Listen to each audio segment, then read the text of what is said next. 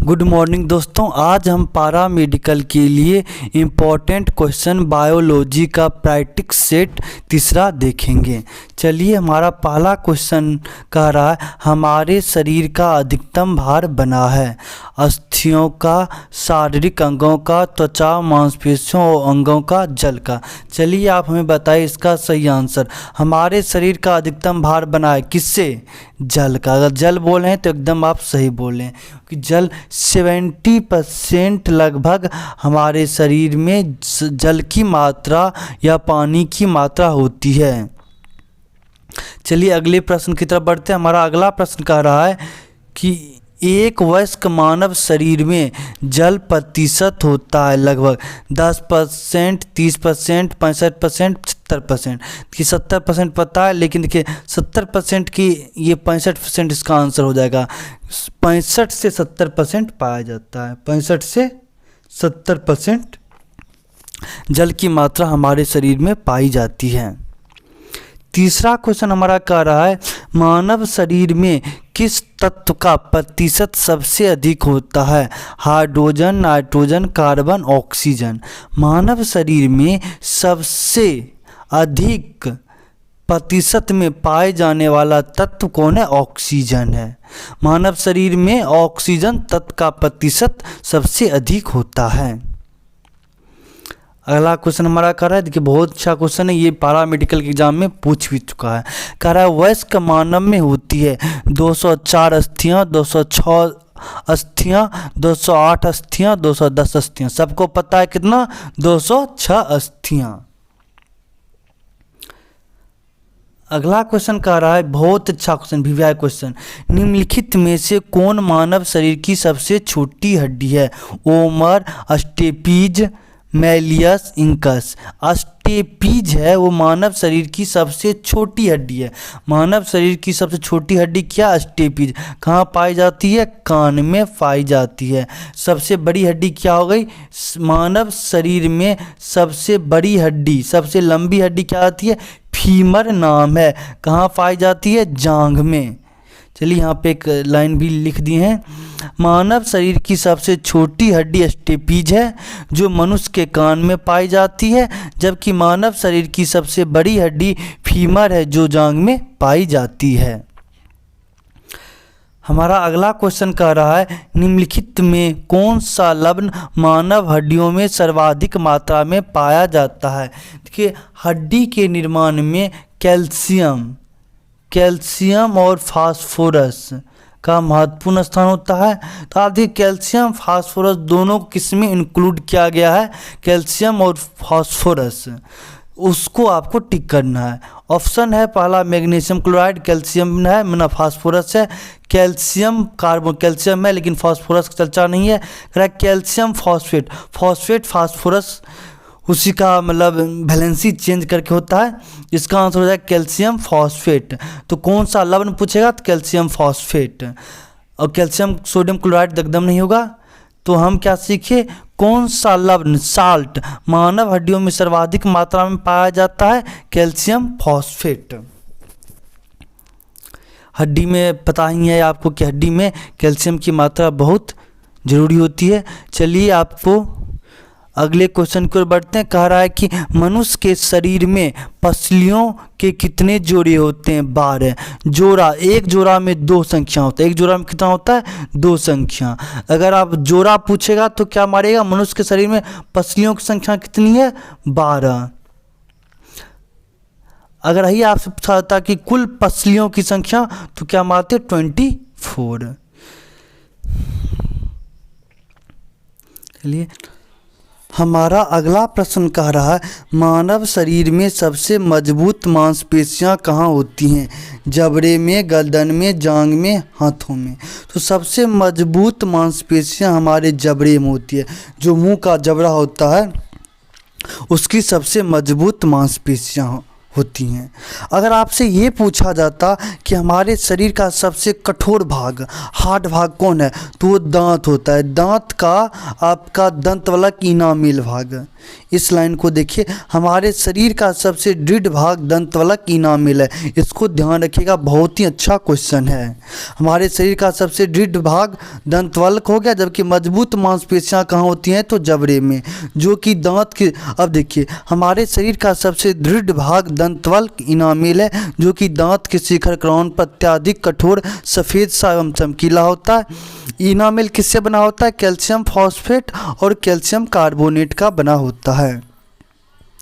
चलिए अगले क्वेश्चन की तरफ आगे बढ़ते हैं। हमारा अगला क्वेश्चन कह रहा है कि निम्नलिखित में कौन सा पौष्टिक तत्व अस्थि एवं दांतों के निर्माण एवं मजबूती के लिए आवश्यक नहीं है।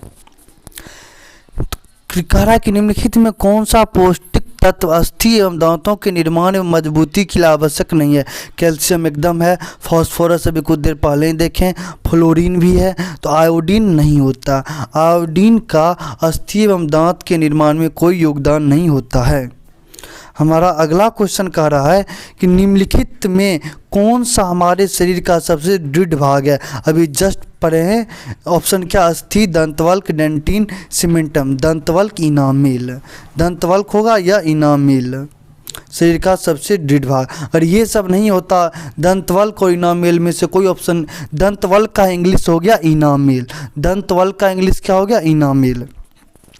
अगर दंतवल्क नहीं होता, अगर दांत ऑप्शन होता, तब आप दांत को क्लिक करते, सही आंसर टिक लगाते। देखिए बहुत अच्छा क्वेश्चन। मानव शरीर की सबसे बड़ी ग्रंथि कौन सी है, बताइए। यकृत, अग्नाशय, अब्डोग्रंथि, अमाशय। तो आपको पता होगा मानव शरीर की सबसे बड़ी ग्रंथि कौन सी है, यकृत। इसको इंग्लिश में कहते हैं लीवर, इसी को इंग्लिश में कहते हैं लीवर। शराब पीने से क्या खराब होता है, लीवर।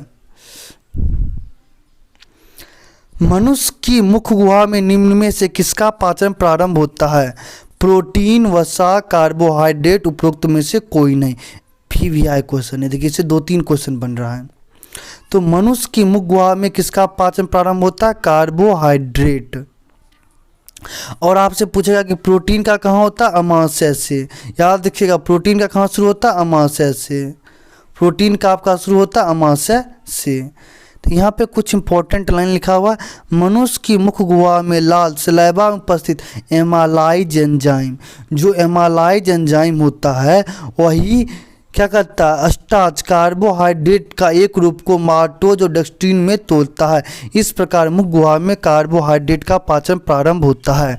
आपको एक इस तरह से एक और क्वेश्चन पूछ सकता है कि कार्बोहाइड्रेट का विखंडन या कार्बोहाइड्रेट के पाचन में कौन एंजाइम सहायक होता है। तो ऑप्शन क्या मारेगा, एमालाइज। या कार्बोहाइड्रेट को माल्टोज में कौन तोड़ता है, तो आप आंसर क्या मारिएगा, एमाइलेज। कह रहा थी बहुत अच्छा एंजाइम है, विटामिन, बायो उत्प्रेरक, बैक्टीरियम, वायरस। इसका आंसर हो जाएगा बायो उत्प्रेरक। एंजाइम क्या, उत्प्रेरक। मान लीजिए कि 2 आदमी आपस में थोड़ा सा लड़ रहे हैं, कोई तीसरा आदमी है पूरा चुगली कर दिया, एकदम पूरा भयंकर मारपीट करवा दिया, तो यही उत्प्रेरक होता है, जो क्रिया की गति को बढ़ा दे या घटा दे। अब एक और ऑप्शन लेते हैं, मान लीजिए 2 आदमी लड़ रहे हैं, तीसरा आदमी आया, दोनों को समझा बुझा दिया और लड़ाई शांत करवा दिया, तो दोनों कैटालिस्ट हुआ, बढ़ाने वाला और क्रिया को घटाने वाला दोनों कैटालिस्ट हुआ। तो एंजाइम क्या हुआ, एक बायो उत्प्रेरक। एंजाइम मूलतः एंजाइम प्रोटीन भी है और बायो उत्प्रेरक, ध्यान रखिएगा। एंजाइम क्या, एंजाइम एक प्रोटीन है और बायो उत्प्रेरक कैटालिस्ट है। हमारा अगला क्वेश्चन कह रहा है कि जल में घुलनशील विटामिन कौन है, vitamin A, vitamin C, vitamin D, vitamin E. Answer हो जाएगा विटामिन सी। देखिए इसके नीचे जो बहुत ही इंपॉर्टेंट लाइन लिखा हुआ, विटामिन बी और विटामिन सी किस में विलय होते हैं, विटामिन B1, B2 जितना भी होगा और विटामिन सी दोनों जल में विलय होते हैं, जबकि विटामिन ए, डी, ई एवं के बाकी बचे विटामिन किस में होंगे, वसा में विलय होंगे, फैट में विलय होंगे। अगला हमारा क्वेश्चन देखिए क्या कर रहा है, बहुत ही अच्छा क्वेश्चन। इससे देखिए आपको 4 क्वेश्चन मिलेगा। कह रहा है निम्नलिखित में कौन सा युग्म सही नहीं है, विटामिन डी सुखंडी से, विटामिन डी की कमी से सुखंडी रोग होता है। एकदम बात सही है, हड्डी के रोग को ही सुखंडी रोग कहते हैं। विटामिन डी की कमी से क्या होता है, सुखंडी रोग। याद रखिएगा विटामिन डी का रासायनिक नाम क्या, ये भी पूछ लेता है, ध्यान रखना है। विटामिन डी का रासायनिक नाम क्या हो गया, कैल्सीफेरोल, कैल्सीफेरोल।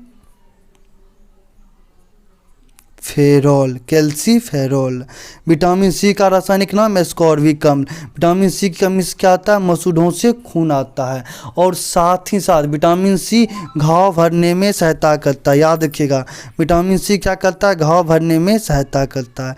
विटामिन ए का रासायनिक नाम हो गया रेटिनॉल। विटामिन ए का नाम रासायनिक नाम रेटिनॉल। किस में काम आता है? विटामिन ए की कमी से क्या होता है? रतौंधी। यहाँ कह रहा है गठिया, तो ये कथन गलत हो जाएगा, तो सी ऑप्शन हो जाएगा जो सही सुमेलित नहीं है। विटामिन बी1 का रासायनिक नाम थायामीन। विटामिन बी1 का रासायनिक नाम थायामीन। विटामिन बी1 की कमी से क्या होता है? बेरी नामक रोग। देखिए यहीं पे विटामिन ए की कमी के कारण रतौंधी नामक आँखों की बीमारी होती है। विटामिन डी की कमी सुखंडी सूखा रोग या रिकेट्स प्राय बच्चों में होता है। विटामिन सी की कमी से स्कर्वी रोग, मसूड़ों से खून आना को ही स्कर्वी रोग कहते हैं। विटामिन बी1 की कमी से बेरी कुपोषण जन रोग होते हैं। तो आप इस चीज़ को ध्यान में रखें, इसका प्रैक्टिस करें, और जो दो पार्ट जो पहले से अवेलेबल हैं उसको भी ज़रूर देखें, क्योंकि देखिए मेरा कोशिश है हम सिलसिलेवार ढंग से करेंगे। अगर आप एक वीडियो देखिएगा तो आपको कोई फ़ायदा नहीं करेगा। आप जो भी वीडियो आ रहा है उसको देखें प्रैक्टिस सेट, और भी बाकी सब्जेक्ट के प्रैक्टिस सेट आ रहे हैं उसको भी देखें, आपके लिए फ़ायदेमंद रहेगा। ठीक है, धन्यवाद। फिर कल मिलते हैं आपसे। उपागम एकेडमी पे आपको क्लिक करना है। आप यहाँ उपागम एकेडमी पे क्लिक कीजिएगा, प्लेलिस्ट आ गया, आपको प्लेलिस्ट पे यहाँ पे क्लिक कीजिएगा, प्लेलिस्ट दिख जाएगा। प्लेलिस्ट पे क्लिक करने के बाद आपको बहुत सारा वीडियो दिखेगा। देखिए बायोलॉजी प्रैक्टिस सेट यहाँ पे कीजिएगा, तो जो भी बायोलॉजी का प्रैक्टिस सेट करवा रहे हैं पैरामेडिकल के लिए इस प्लेलिस्ट में मिल जाएगा। उसकी ये देखिए DA BEd के लिए पैरामेडिकल वालों को इससे कोई मतलब नहीं है। ये देखिए बिहार पैरामेडिकल 2022 प्रैक्टिस सेट, इसमें सभी सब्जेक्ट का है। उसके अलावा भी आपको देखिए दिखाते हैं, आपको यहाँ पे मैथ का है, करेंट अफेयर्स का है, BEd पैरामेडिकल सब के लिए है। उसके बाद हिंदी का है, इस तरह आपको फिजिक्स का भी है, क्वेश्चंस आंसर पर सीरीज है पैरामेडिकल के लिए था। Chemistry Bihar BEd entrance paramedical polytechnic सभी के लिए है सिलेबस। फिजिक्स का पैरामेडिकल पॉलिटेक्निक के लिए पूरा यहाँ पे रखा हुआ है। तो देखिए मैथ कोर्स भी कंप्लीट है पैरामेडिकल के लिए, जिसको आप ज़रूर देखें।